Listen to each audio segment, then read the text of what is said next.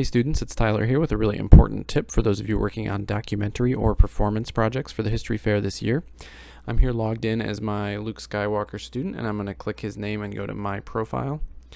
And as you can see here, I'm working on an individual documentary. And as you know, if you've read the registration instructions, part of the documentary project needs to be the documentary video itself, and you need to put a link to that here in your link field. This video is going to be about making sure that that link is accessible by your judges. I have another tab open here, and it's my Google Drive, and I've got my video file here. My video is only a few seconds long, but I can see when I double click it, it plays right there in my browser, and everything looks good.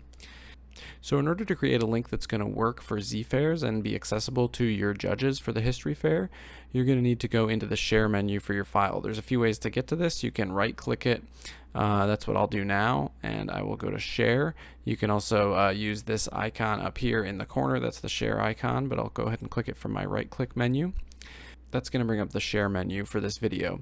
You do not need to share your file directly with us. That's actually not going to allow your judges to view your file. What you need to do instead is go down here where it says Get Link, and right now your file is going to default to restricted. Only people added can open this link.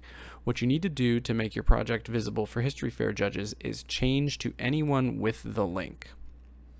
And they just need view access. You don't need to give them access as an editor.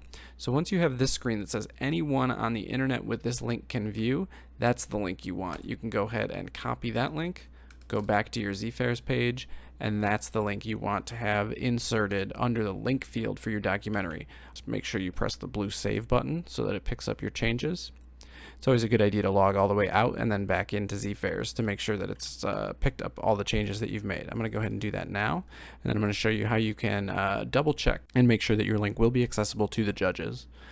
So I'll go back to my profile, and I can see my link is still there. That looks good. Don't forget about your written materials. That's covered in our other video about documentaries and in your registration instructions. But to test this link, it's a really good idea to copy the link by right-clicking it and pressing copy or pressing Control-C. Then you can open an incognito window or an in-private window, depending on the browser that you're using. Usually Control-Shift-N, as in new, will open one of these windows. And these windows are great to test your links because it makes sure that you're signed out of everything. So if I go ahead and paste the link that I've been using there and press enter, my video will go ahead and pop up. Now if I go back and I change my link back to its original setting of restricted so that only people added can open the link, let's look at what happens then. When I go back to my private or my incognito window that's signed out of everything and paste that same link,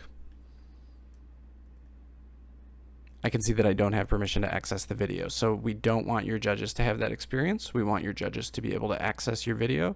So make sure when you are in the Share menu for your file in Google